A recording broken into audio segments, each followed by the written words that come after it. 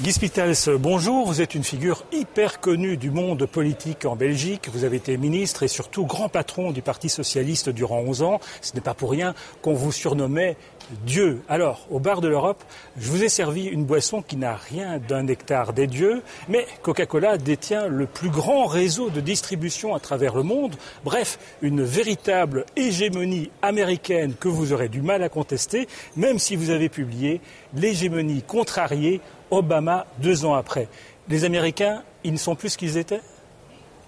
Ils sont plus perçus comme ce qu'ils étaient. Ils étendent leur hégémonie, c'est un peu mon propos dans le livre auquel vous vous référez.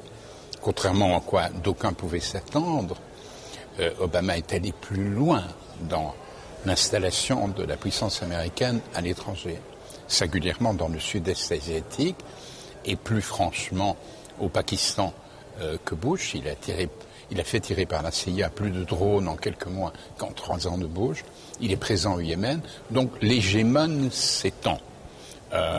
Je cite le Yémen, je cite le Pakistan, et surtout dans le sud-est asiatique, où les Américains, et c'est une grande manœuvre importante d'Obama, la rentrée dans l'ASEAN. Ces 10 pays qui font 600 millions d'habitants et qui sont une charnière fantastique entre l'Inde, 1,2 milliard, et la Chine, 1,3 milliard. Et jusqu'à présent, l'ASEAN vivait plutôt dans la mouvance de la Chine. Or voilà que sous présidence vietnamienne, et ce n'est pas un hasard, un rapprochement très important s'est fait avec les États-Unis. Mais on a l'impression que vous réagissez un peu comme une jeune fille qui regrette de ne plus être regardée par le plus beau garçon de la classe. Vous reprochez en fait à Obama de s'intéresser davantage, comme vous le dites, à l'Asie, à la Chine qu'à l'Europe. Ah non. Seule l'illusion européenne et les failles de la construction européenne pouvaient laisser espérer le contraire. Sarkozy le note, je le donne en entrée de jeu, Obama s'intéresse moins à nous que Bush. Je crois que c'est vrai, mais j'en fais pas du tout un reproche. Je suis pas la jeune fille qui est déçue qu'on ne l'invite pas à danser. Obama est le premier président du Pacifique, et très froidement, il photographie là où sont les grands enjeux. Donc non, il y a une mesure de notre petitesse. Les 27 ne convainquent personne, ni à Pékin, ni à Washington.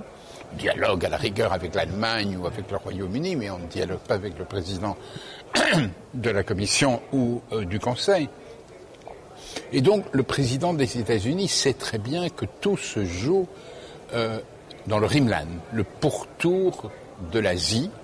C'est un grand géopolitologue des années 40, Spikeman, qui avait dit « Le sort du monde, bien sûr, c'est l'Eurasie, mais pas le continent, pas le Heartland, le continent comme les gens disaient avant. » Lui, il dit « Dominera le monde qui contrôlera le rivage de l'Asie, le rivage pacifique de l'Asie. » Obama applique cela. Donc, il est très réel politique.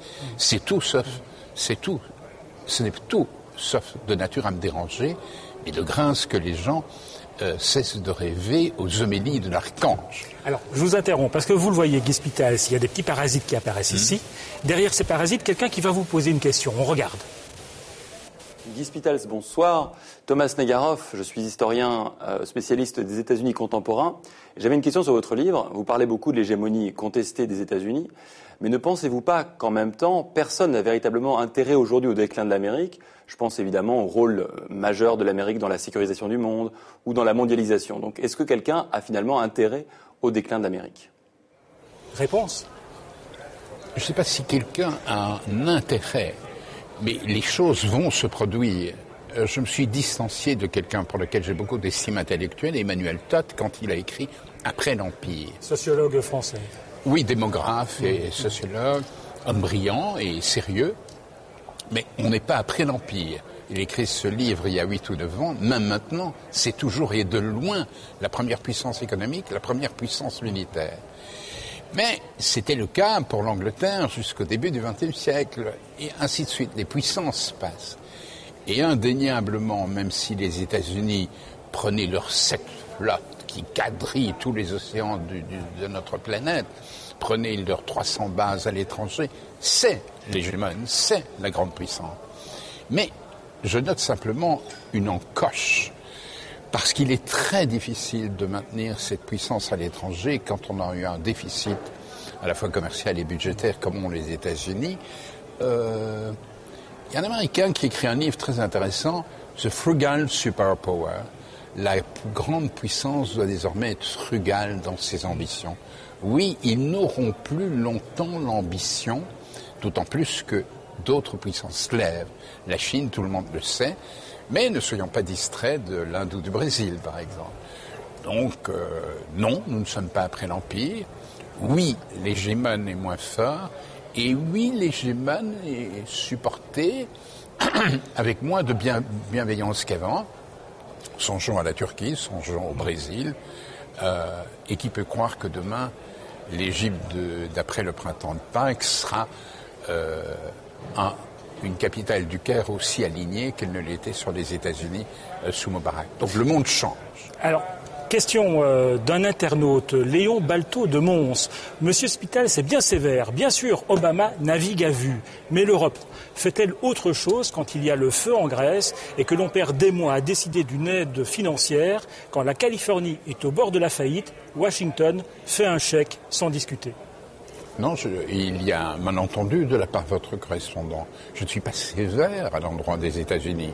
Je trouve qu'il est très realpolitique et qu'il se comporte d'une manière très différente de ce que laissaient prévoir ces 4 grands discours. On les connaît, Prague, Le Caire et d'autres. Non, il est très realpolitique. À la limite, je viens de le dire plus que George W. Bush. Mais je dis que, bien sûr, sur ce plan-là, notre correspondant a raison. Malheureusement, pour un militant européen de longue date, c'est vrai ce qu'il dit, l'Europe s'efface. L'Europe ne remplit pas quand il dit elle hésite, elle prend des demi-mesures. C'est tout à fait vrai. Nous n'avons pas de politique étrangère, nous n'avons pas de politique de défense, nous n'avons pas de politique d'immigration. On peut continuer longtemps.